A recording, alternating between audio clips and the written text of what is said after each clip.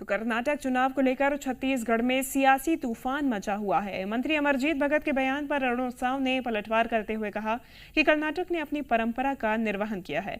BJP ने विकास और जनहित के मुद्दों पर चुनाव लड़ा।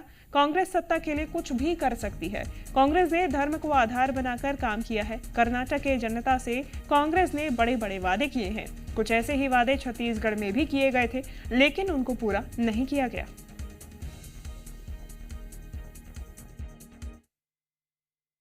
देखिए, कांग्रेस खुशफहमी पाल रही है तो अच्छा है, मुबारक है उनको। लेकिन पिछले 38 सालों से कर्नाटका में यही होते आया है। कोई सरकार रिपीट नहीं हुई है। हमने रिवाज तोड़ने का प्रयास किया, जनता के बीच गए, पर परंपरा बरकरार रही। आगे हम रणनीति से काम करेंगे और छत्तीसगढ़ में तो हर वर्ग कांग्रेस पार्टी से नाराज है और निश्चित रूप से भारतीय जनता पार्टी की सरकार छत्तीसगढ़ में बनेगी। विधानसभा में अलग अलग राज्यों में चुनाव के अलग अलग मुद्दे होते हैं और इसलिए छत्तीसगढ़, मध्य प्रदेश और राजस्थान के जो विधानसभा के चुनाव होने हैं वो अलग मुद्दों पर होंगे और छत्तीसगढ़ में राज्य की कांग्रेस सरकार को हिसाब देना पड़ेगा छत्तीसगढ़ की जनता को कि उन्होंने जन घोषणा पत्र में जो बड़े बड़े वायदे किए उन वायदों को कितना उन्होंने पूरा किया। पर आज छत्तीसगढ़ की जनता मानती है कि राज्य की कांग्रेस सरकार ने उनके साथ धोखा किया, उनके साथ छल किया, उन्हें ठगने का काम किया। तो देखिए, अब कर्नाटक की जो आंच है वो एक बार फिर से छत्तीसगढ़ आ पहुंची है। देखने की बात यह है कि प्रचार प्रसार के दौरान भी कर्नाटक में जो चुनावी मुद्दे उठे थे वो छत्तीसगढ़ तक पहुंचे थे और छत्तीसगढ़ में भी सियासी संग्राम उसी के तहत देखने को मिला था।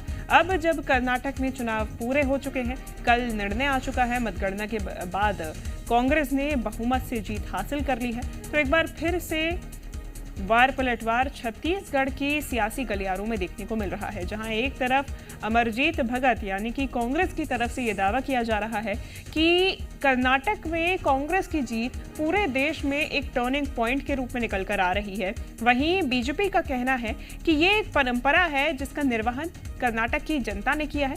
वहां की हार के कोई मायने निकल कर नहीं आ रहे हैं। चलिए, इसी खबर पे जी मीडिया संवाददाता रजनी ठाकुर हमारे साथ जुड़ गई हैं। रजनी, कर्नाटक में जितने भी सियासी मुद्दे उठे वो छत्तीसगढ़ तक जरूर पहुंचे। अब जब कांग्रेस की सरकार बनने जा रही है तो छत्तीसगढ़ में भी इसका असर देखने को मिल रहा है। वार पलटवार का दौर जारी।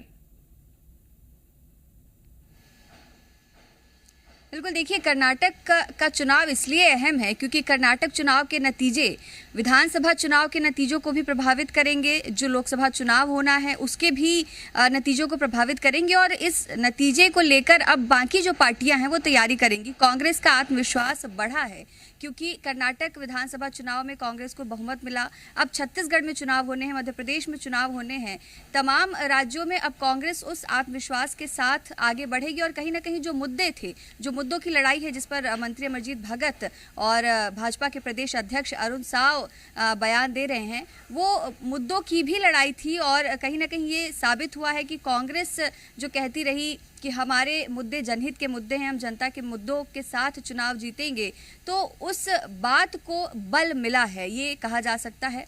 और जो बयान आ रहे हैं वो इसलिए भी आ रहे हैं क्योंकि अब छत्तीसगढ़ में जिस तरह से तैयारी होगी, चाहे कांग्रेस की तैयारी हो या भाजपा की तैयारी हो, तो अब जो चुनाव को लेकर रणनीति तैयार की जाएगी तो उसमें कर्नाटक चुनाव के नतीजों को, कर्नाटक चुनाव में जो मुद्दे रखे गए, घोषणा पत्र में जो घोषणाएं की गई, जो वादे रखे गए, उन सबको कहीं ना कहीं देखा जाएगा। तो इसलिए भी कर्नाटक का चुनाव जो अहम हो जाता है और यही वजह है कि इस पर बयान जो है लगातार सामने आ रहे हैं और ये बयानबाजी जल्द नहीं थमेगी। आगे भी इस तरह के बयान देखने को मिलेंगे। बिल्कुल रजनी, आगे भी इसी प्रकार के बयान देखने को मिलेंगे। हालांकि बात अगर छत्तीसगढ़ की करें तो बीजेपी अब वही अपना पुराना राग अलाप रही है, जहां वो कह रही है कि छत्तीसगढ़ में कांग्रेस ने सरकार तो बना ली, लेकिन जैसे कि कर्नाटक में दावे वादे किए हैं, छत्तीसगढ़ में भी किए गए थे, लेकिन वो कभी पूरे नहीं हुए। देखिए, भाजपा तो ये कह रही है कि कर्नाटक चुनाव के जो नतीजे हैं वो वहाँ की परंपरा रही है। 1985 के बाद वहाँ पर एक पार्टी की सरकार दोबारा नहीं बनी, लेकिन कर्नाटक चुनाव के नतीजों को महज इतिहास से नहीं जोड़ा जा सकता है। और भाजपा का ये कहना है कि छत्तीसगढ़ में कांग्रेस ने घोषणा पत्र में जो वादे किए उन वादों को पूरा नहीं किया है, और यही वजह है कि अब जब चुनाव होंगे तो जनता कहीं ना कहीं कांग्रेस को सबक सिखाएगी, ये भाजपा को लगता है। लेकिन कांग्रेस का ये कहना है कि जितने भी घोषणा पत्र के वादे थे उनको पूरा किया गया है। आने वाले चुनाव में उससे और बेहतर वादे और घोषणाएं जो हैं जनता के लिए हम लेकर आएंगे। तो दोनों के अपने अपने तर्क हैं, लेकिन फिलहाल तो ये कहा जा सकता है कि कर्नाटक चुनाव के बाद छत्तीसगढ़ में खास तौर से भाजपा को और ज़्यादा मंथन की ज़रूरत है और ज़्यादा मुद्दों को सामने लाने की ज़रूरत है। हालांकि दोनों ही पार्टियां लगातार बैठकें भी ले रही हैं, दौरा भी कर रही हैं, तो अपनी अपनी तैयारियां यहाँ बनी हुई है। बिल्कुल। कर्नाटक की अगर बात करें रजनी, तो एक मुख्य कारण जो निकल कर आ रहा है बीजेपी के हार का वो है अंतर्कलह। छत्तीसगढ़ में भी ऐसी ही कुछ परिस्थितियां हैं, तो जैसा कि आप कह रही हैं मंथन की जरूरत है, और भी ज्यादा यहाँ पे छत्तीसगढ़ में बीजेपी को सोचने की जरूरत है कि कैसे पार्टी सबसे पहले एक हो, उसके बाद चुनाव में उतरे। बिल्कुल, देखिए, अंतर्कलह वो मुद्दा है और कार्यकर्ताओं की नाराजगी वो मुद्दा है जिसकी वजह से 2018 के विधानसभा चुनाव में भाजपा को हार का सामना करना पड़ा। ये एक बड़ा कारण माना जाता रहा। अब एक बार फिर से जो है अंतर्कलह सामने है, और इसका सबसे बड़ा उदाहरण, सबसे ताज़ा उदाहरण हमारे सामने नंद कुमार साय हैं। एक इतने वरिष्ठ भाजपा के नेता जो तमाम अहम पदों पर रहे, वो भाजपा से अलग हो गए चुनाव के ठीक पहले। तो इससे साफ जाहिर होता है, जिस तरह के बयान, जिस तरह के आरोप भी नंद कुमार साय ने लगाए, उससे भी साफ जाहिर होता है कि सब कुछ ठीक नहीं है और ये जो अंतर्कलह है इसको दूर किए जाने की जरूरत है, वरना फिर से एक बार कहीं ना कहीं चुनाव में इसका असर जो है, इसका खामियाजा जो है वो विपक्ष को भुगतना पड़ सकता है। बिल्कुल रजनी, फिलहाल धन्यवाद आपका तमाम जानकारी हम तक पहुंचाने के लिए।